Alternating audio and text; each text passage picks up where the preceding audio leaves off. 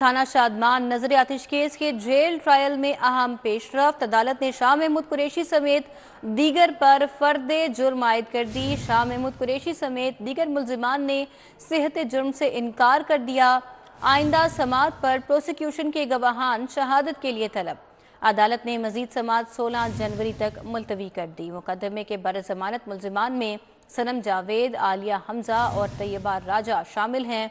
बरजमानत मुल्जिमान में खदीजा शाह और रुबीना जमील का नाम भी शामिल है और इसके अलावा दीगर भी शामिल हैं। थाना शादमान नजर आतिश केस के जेल ट्रायल में अहम पेशरफ्त हुई है। अदालत ने शाह महमूद कुरैशी समेत दीगर पर फर्दे जुर्म आयद कर दी। शाह महमूद कुरैशी समेत दीगर मुल्जिमान ने सेहत जुर्म से इनकार कर दिया। आइंदा समात पर प्रोसिक्यूशन के गवाहान शहादत के लिए तलब कर लिए गए हैं। अदालत ने इस हवाले से मजीद समात 16 जनवरी तक मुलतवी कर दी।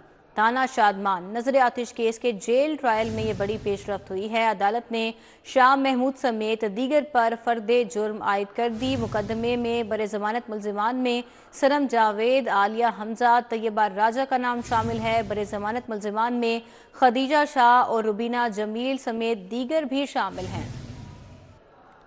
सलामती कफन बांध कर एपका मुलाजमीन का सिविल सेक्रेटेरिएट के बाहर एहतजाजी मुजाहरा।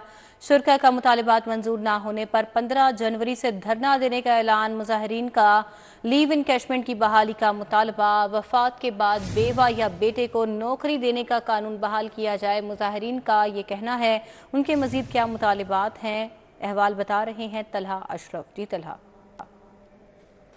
सिविल सेक्रेटेरिएट के सामने मौजूद हूँ जबकि एपका मुलाजमीन का धरना जारी है। ऑल पाकिस्तान क्लर्क एसोसिएशन की जानिब से धरना दिया जा रहा है। पेंशन का जो तरमीम पेश हुई है, बताइएगा कि क्या कहेंगे, क्या मुतालबात है, कब तक ये एहतजाज जारी रखेंगे? मुतालबात हमारे ये हैं कि सिर्फ हमारी जो ये छीन रही है ना गवर्नमेंट चीज़ें, सिर्फ वो वापस लेना चाहते हैं। महंगाई के तनासब से तनख्वाहों में इजाफा करने की बजाय जो हमारी ज़िंदगी भर की कमाई है, लिव इन कैशमेंट, हमारी पेंशन, हमारी ग्रेजुटी, बेवा की पेंशन, जो यतीम और बेवा जो बच्चा भर्ती हो जाता था वो ख़त्म कर दिया गया है और तमाम चीज़ें महकमे ख़त्म किए जा रहे हैं, वैकेंसीज ख़त्म की जा रही हैं और लोगों की जो मिल रही हैं चीज़ें वो वापस ली जा रही हैं। हम चाहते हैं कि हम मांग नहीं रहे, कम से कम वो चीज़ें हमारे से ना छीने, हमारे टैक्सों से पलकर हमारे ही ऊपर जो हमारी जो कमाई है ज़िंदगी भर की वो भी छीनी जा रही है। हम सिर्फ ये चाहते हैं कि गवर्नमेंट ये ज्यादती ना करे।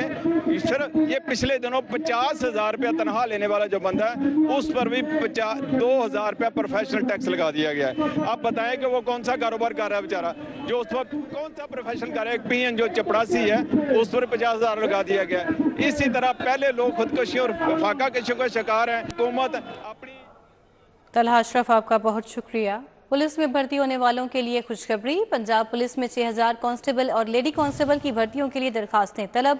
इस हवाले से मरासला भी जारी किया जा चुका है। भर्तियों के लिए फॉर्म ऑनलाइन पंजाब पुलिस की वेबसाइट पर दस्तयाब होंगे। मजीद जानेंगे इस हवाले से अली साही से। जी अली साही।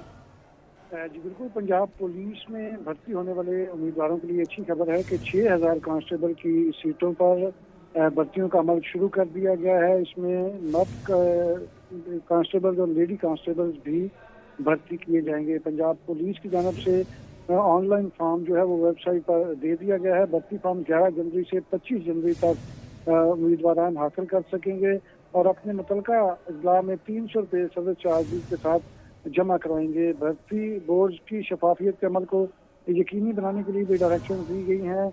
उम्मीदवार का सूबा पंजाब और मुतलका जिला का रहायशी और शनाख्ती कार्ड होना जरूरी है। उम्मीदवार को भर्ती के लिए किसी भी किस्म की कोई राहत नहीं होगी। आईजी पंजाब के हुक्म पर भर्ती बोर्ड डीआईजी चेयरमैन होगा, मुतलका सीपीओ और डीपीओ सेक्रेटरी होंगे और एसपी रैंक का अफसर इसका मेंबर होगा। जबकि उम्मीदवारान की रिव्यू की जो दरखास्तें होंगी उसके लिए एसएसपी रैंक के अफसरान जो है वो रिव्यू बोर्ड के अफसर होंगे। हर जिले में भर्ती का शेड्यूल सीपीओ की मदद से जारी किया जाएगा। इसमें जो मर्द के लिए कद 5 फुट 7 इंच रखा गया है, जबकि खवातीन उम्मीदवारों के लिए 5 फुट 2 इंच का कद रखा गया है। अली साही, आपका बहुत शुक्रिया। पंजाब असम्बली का कल होने वाला इजलास पुरानी बिल्डिंग में होगा। असम्बली के इजलास में 3 कानून पेश होंगे। हमारे साथ एडिटर ब्यूरोक्रेसी कैसर खोखर मौजूद हैं। कैसर खोखर, आगाह कीजिए क्या है एजेंडा इस इजलास का? जी बिल्कुल, पंजाब असम्बली का कल होने वाला इजलास जो है वो पंजाब असम्बली की जो पुरानी बिल्डिंग है उसमें होगा।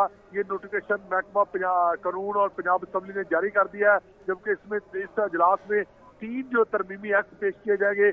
एक पंजाब मसालती कानून जो है तरमीमी एक्ट पेश किया जाएगा, काइट फ्लाइंग जो तरमीमी एक्ट है वो पेश किया जाएगा, और मुजरमान को जो प्रोहिबिशन पर जो रिहाई का जो एक्ट का तरमीमी बिल है ये पेश किया जाएगा। जबकि एक जो करारदाद पेश की जाएगी जिसमें धमाका खेज मवाद जो है उसका सब्जेक्ट जो है वो पंजाब से लेकर फाक को दिया जाएगा।